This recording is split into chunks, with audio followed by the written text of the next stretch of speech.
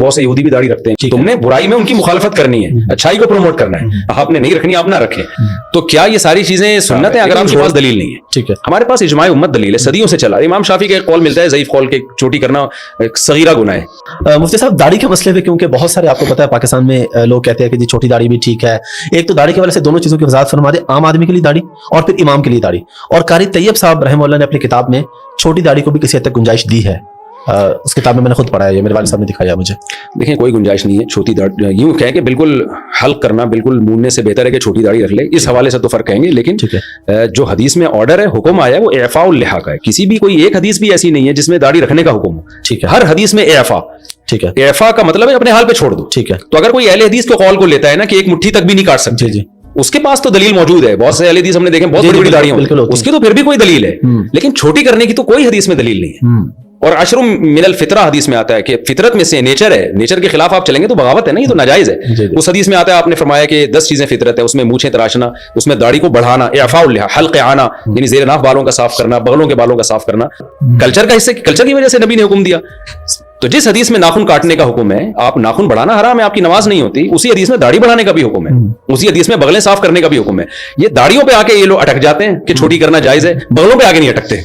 इससे पता चलता है कि आपने, देखिए इसमें कुछ तो सही उलमा, नेक उलमा है, जो मैं नहीं कह रहा कि उनकी नीयत खराब है, लेकिन उनके पास दलील नहीं है, ठीक है। हमारे पास इजमाए उम्मत दलील है, सदियों से चला। इमाम शाफी का एक कौल मिलता है ज़ईफ कौल के, छोटी करना एक सगीरा गुनाह है, लेकिन सगीरा भी जब है जब कोई एक दफा छोटी करे, छोटी रखता है तो सगीरा इसरार से कबीरा बन जाता है।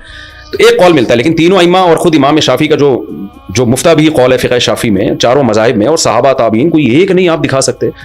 ऐसी चीज को आप कल्चर कह के टाल दें कि भी कल्चर था, तो कल्चर तो बाल रखने का भी था, वहां क्यों नहीं नबी ने इतनी ताकीद से हुक्म दिया? अच्छा, बाद लोग ये कहते हैं कि हदीस में आता है खालिफुल यहूद व नसारा, यहूद और नसारा की मुखालफत को दाढ़ी रखो। तो इस पे भी बाद लोग कहते हैं ये यहूदी और नसारा की मुशाबहत की वजह से अब तो बहुत से यहूदी भी दाढ़ी रखते हैं। ये बात भी गलत है। नबी ने जो बताया ना यहूदी और नसारा की मुखालफत करो, हदीस का ये कतन मतलब नहीं है कि यहूदी रखना शुरू कर दें तो तुम कटाना शुरू कर दो। मतलब ये कि बुरी चीज है जो यहूद और नसारा करते हैं, तुमने बुराई में उनकी मुखालफत करनी है, अच्छाई को प्रमोट करना है, एफआई पे अमल करना है। और वैसे भी आजकल भी ज्यादातर यहूदी और ईसाई रखते नहीं है, बहुत कम, चंद मजहबी किस्म के लोग रखते हैं। मैंने अल्हम्दुलिल्लाह पुरानी आसमानी किताबों का भी तलब इल्मी के दौर में मुताला किया। तौरात में अभी भी ये लिखा हुआ है कि अल्लाह ने कोहे तूर पे मूसा को बुला के कहा कि अपनी कौम को कह दें कि दाढ़ियां बढ़ाए। आज तक यहूदी उस पर अमल कर रहे हैं। मैं लोगों से कहता हूं हमारे लिबरल मजहबी स्कॉलर जमाने से मुतासिर हो गए, यहूदियों के स्कॉलर मुतासिर नहीं हुए, उन्होंने दाढ़ी नहीं छोड़ी अब तक, और हमें पता नहीं क्या मसला है। तो भाई आप ना रखें, आप कहें मैं गुनाहगार हूं, पैगंबर के ऑर्डर पे अमल नहीं कर रहा, आप शरीयत के हुक्म को चेंज क्यों कर रहे हैं? तो 150-200 साल पहले अल्लामा शामी इब्ने आबिदीन जो फ़िक़ह हनफ़ी के बड़े मुस्तनद एक मुफ्ती समझे जाते हैं, जिनको बहुत आधी दुनिया ने उनको फॉलो किया है, उनके ये अल्फाज हैं कि दाढ़ी एक मुट्ठी से कम करना या बिल्कुल मुंडा देना, कमा यफ़अलुहु बादुल मग़ारिबती वल मुख़न्नसतु मिनर रिजाल फलम युबिहु अहद। वो 150-200 साल पहले ये लिख रहे हैं कि जैसे कि अहले मगरिब करते हैं, या कुछ वो मर्द जो औरतों की मुशावहत करते हैं, वो मर्द जो छोटी दाढ़ी करते हैं, ये शेव करते हैं, इसको किसी ने भी हलाल करार नहीं दिया। यानी उस वक्त 200-250 साल पहले रुए जमीन पर कोई एक मुफ्ती भी नहीं था जो इस अमल को जायज कहता हो। इजमाए उम्मत खुद एक मजबूत दलील है। हदीस में आता है मेरी उम्मत गुमराही पे जमा नहीं हो सकती। तो मैंने इब्ने आबिदीन रहमतुल्लाह का कौल दलील के तौर पे पेश नहीं किया, मैंने उनकी न्यूज के तौर पे पेश किया। उस वक्त रुए जमीन पर कोई भी हदीस में आता है उम्मत गुमराही पे जमा नहीं हो सकती, तो कैसे जमा हो गई इतनी बड़ी उम्मत? तो हम असल में कल्चर से मुतासिर हुए, अब बजाय कल्चर को चेंज करने के हम खुद चेंज हो रहे हैं।